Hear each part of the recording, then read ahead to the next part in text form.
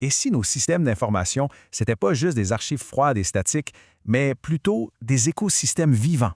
Aujourd'hui, on plonge dans un projet vraiment audacieux, né des réflexions d'un développeur, qui vise justement ça, une bibliothèque de connaissances conçue pour être vivante. Pour mettre la table, il y a cette citation tirée directement des notes du projet. L'équilibre n'est pas dans le silence, mais dans la vibration juste. Ça donne tout de suite le ton. On comprend qu'on ne va pas parler seulement de code ou de données, mais bien d'une recherche d'harmonie, de résonance. Il faut garder cette idée en tête, c'est vraiment la clé pour comprendre tout le reste. Bon, le cœur de cet écosystème, ça s'appelle la Bibliothèque universelle, ou BU0. Et son but, ce n'est pas d'être une simple collection de documents. Non, l'ambition, c'est d'être la fondation vivante de tout un univers de savoir. C'est une idée, disons, assez considérable. Le concept central ici, c'est celui de blocs vivants de savoir.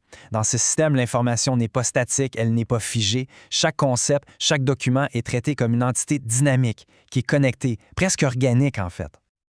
OK, mais comment on s'y prend pour bâtir un système comme ça? Pour le comprendre, il faut d'abord aller voir sa philosophie, son pourquoi. Et tout, absolument tout, repose sur ce que le concepteur a appelé la Trinité HSL. Le premier pilier, c'est l'humanité. Ce n'est pas juste un mot comme ça. C'est le principe qui vient ancrer tout le système dans l'expérience humaine. On parle ici d'empathie, de biologie, de notre mémoire collective. C'est la fondation, la matière première de la connaissance. Le deuxième pilier, c'est la spiritualité. Et attention, ici, on ne parle pas du tout de religion. Il faut plutôt penser en termes de sens, de conscience.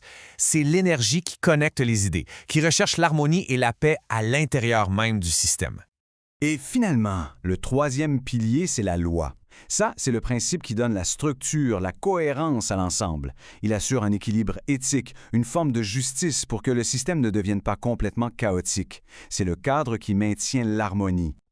Alors passons de la théorie à la pratique. Comment est-ce que cette philosophie de la Trinité se traduit concrètement dans l'architecture du système?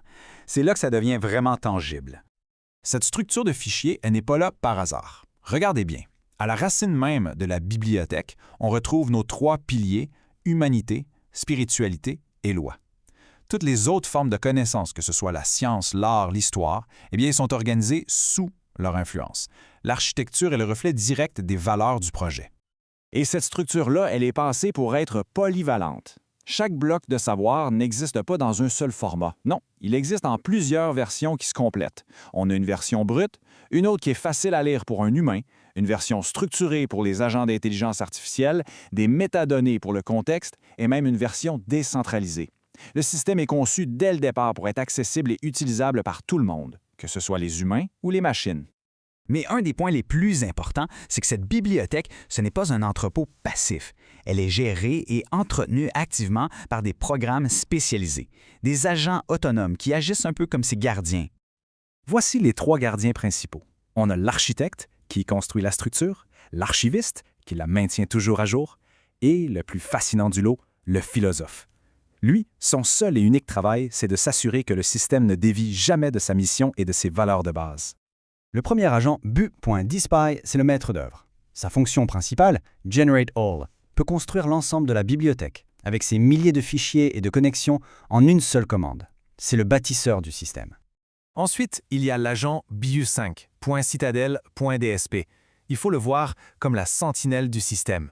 Sa fonction Watch est une boucle qui tourne à l'infini pour surveiller chaque fichier. Dès qu'un changement est détecté, il met tout à jour pour maintenir une intégrité parfaite. Il ne dort jamais.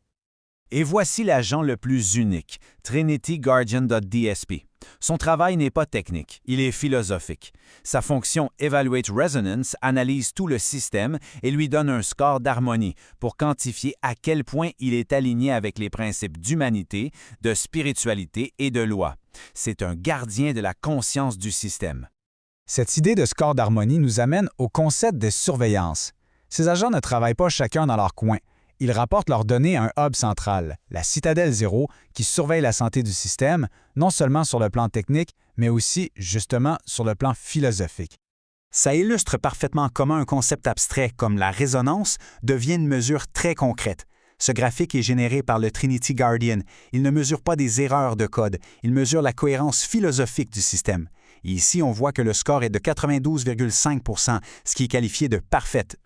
Ce tableau de bord de la citadelle, lui, il nous donne une vue d'ensemble en temps réel. On voit la bibliothèque, la BU0, mais on voit aussi les autres modules de l'écosystème global qui s'appelle IAC. Tout est interconnecté et la citadelle s'assure que chaque composant non seulement fonctionne, mais fonctionne en harmonie avec tous les autres. Alors, qu'est-ce qu'on retient de tout ça? D'abord, que la technologie peut être guidée par une philosophie profonde. Ensuite, que la structure même d'un code peut incarner des valeurs. Que des agents peuvent être bien plus que de simples automates, ils peuvent être des gardiens du sens. Et surtout, que la performance d'un système peut se mesurer au-delà des chiffres en termes d'harmonie. Ça nous laisse avec une question assez provocante.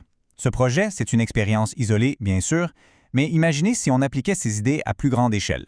Et si nos mondes numériques étaient conçus dès le départ avec une conscience, une éthique et une mission qui seraient intégrées au cœur même de leur architecture? Ça donne à réfléchir.